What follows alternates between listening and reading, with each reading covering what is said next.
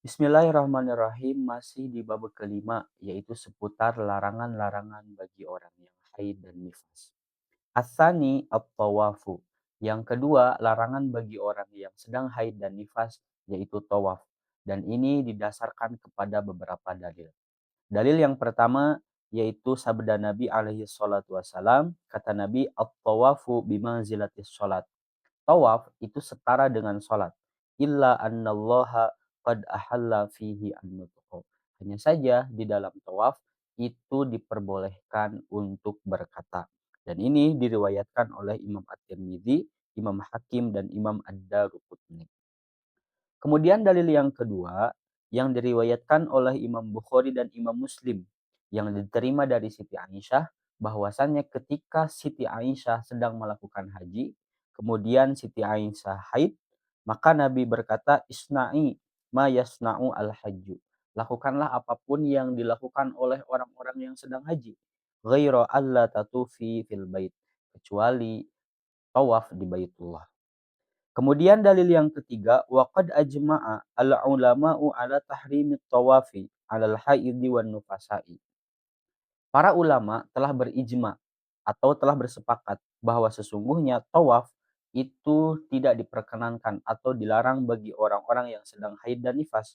Wa ajma'u annahu la yasihhu minha tawafu fardin wala tatawwu'in. Dan kalaupun tawaf dilakukan oleh orang-orang yang sedang haid dan nifas, maka tawafnya itu tidak sah, baik tawaf fardu ataupun tawaf yang bersifat sunnah. Wa ajma'u annal haidha wan nufasa'a la tumna'u min syai'in min manasikil haji ma'adat tawafa wa rak'ataihi.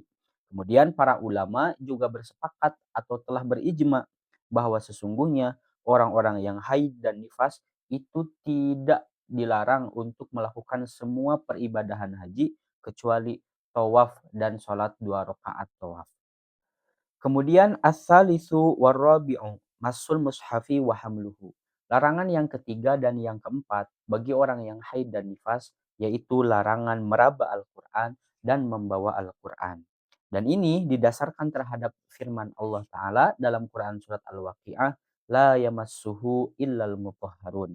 Dan didasarkan juga terhadap sabda Nabi, la yamassu al-Qur'ana illa tahirun. Tidak diperkenankan atau tidak diperbolehkan meraba Al-Quran kecuali bagi orang-orang yang sedang dalam keadaan suci.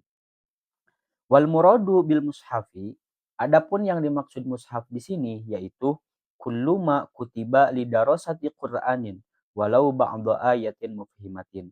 Segala sesuatu yang di dalamnya tertulis ayat Al-Qur'an walaupun hanya sepenggal. Kemudian wa yahrumu masul mushafi walau bi khirqatin. Diharamkan juga meraba Al-Qur'an walaupun hanya dengan kain. Jadi misalkan ada orang yang meraba Al-Qur'an kemudian ditimpa dengan kain, maka itu hukumnya haram menurut kitab Al-Ibanah. Wa yahillu hamlul mushafi ma'a amti'atin in qasada al-hamilu al-mata'a wahdah. Kemudian jika ada seseorang yang membawa Al-Qur'an berbarengan dengan membawa barang. Jadi dia bawa Quran sambil bawa barang yang lain. In qasada al-hamilu al-mata'a wahdah. Jika itu diniatkan untuk membawa barang saja, maka itu hukumnya halal. Wa amma in qasada al-mushafa wahdah fayahrumu. Tapi jika itu diniatkan hanya membawa Al-Qur'an, padahal dia sambil membawa barang, maka itu hukumnya jadi haram. Wa amma in qasada al-mushafa wal mata'a ma'an. Kemudian jika ada seseorang yang membawa Al-Qur'an berbarengan dengan membawa barang, aulam yaqsid syai'an, atau tidak ada niatan dalam hatinya padahal dia lagi bawa Quran, lagi bawa barang. Fayahillu 'indal 'allamati ar-Ramli. Maka itu hukumnya boleh-boleh saja, halal-halal saja menurut Imam Ar-Ramli. Khilafan lil 'allamati Ibnu Hajar. Berbeda menurut Imam Ibnu Hajar, maka hukumnya tidak boleh atau haram. Kemudian al-khamisu al-lubthu fil masjidi. Larangan yang kelima bagi orang yang haid yaitu berdiam diri di masjid. Dan ini didasarkan terhadap sabda Nabi Shallallahu Alaihi Wasallam. Kata Nabi, inni la uhillu al masjidah li haidin wala li junubin. Sesungguhnya aku itu tidak menghalalkan masjid bagi orang-orang yang sedang haid dan bagi orang-orang yang sedang junub. Wa kadzalika yahrumu at-taraddudu fil masjid. Begitupun menurut kitab ini diharamkan pula mondar-mandir di dalam masjid bagi orang yang sedang haid dan nifas.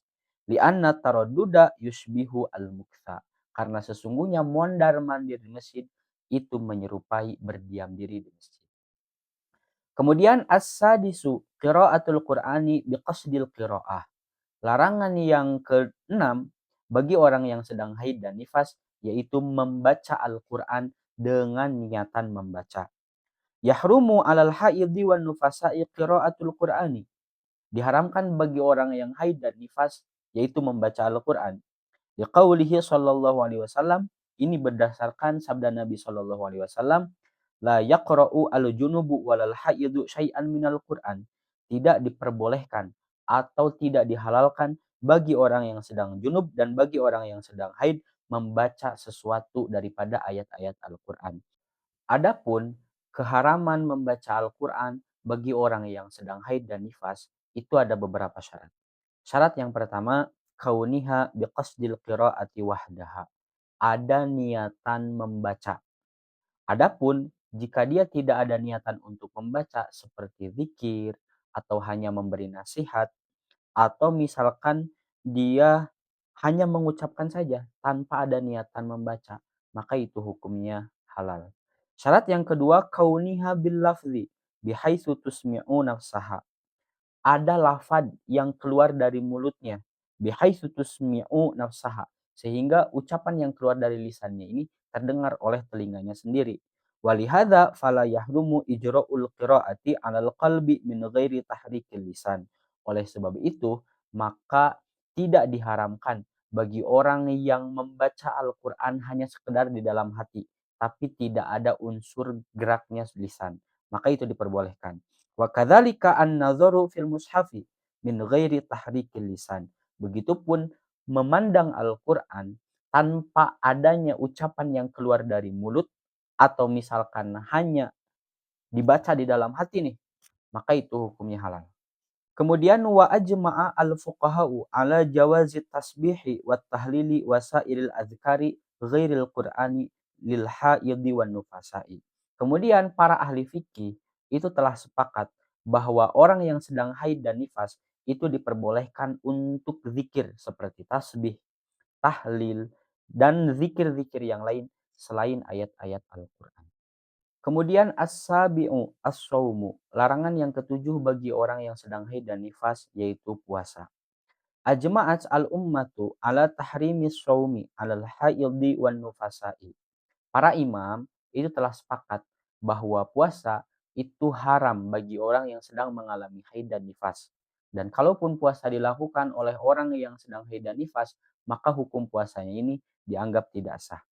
Dan ini didasarkan terhadap sabda Nabi yang diterima dari Siti Aisyah bahwasannya Nabi pernah berkata, "Kunna nu'maru biqada'is shaumi." Sesungguhnya kami, kata Siti Aisyah, itu diperintah oleh Nabi untuk mengkodok puasa. Wala nu'maru biqada'is shalat. Dan kami tidak diperintahkan oleh Nabi untuk mengkodok salat. Fadalla ala annahunna kunna yuftirna. Dan dalil ini menunjukkan bahwa perempuan-perempuan di zaman Nabi ketika mereka mengalami haid dan nifas itu diperkenankan oleh Nabi untuk berbuka atau dilarang untuk melanjutkan puasanya. Wallahu a'lam bishawab.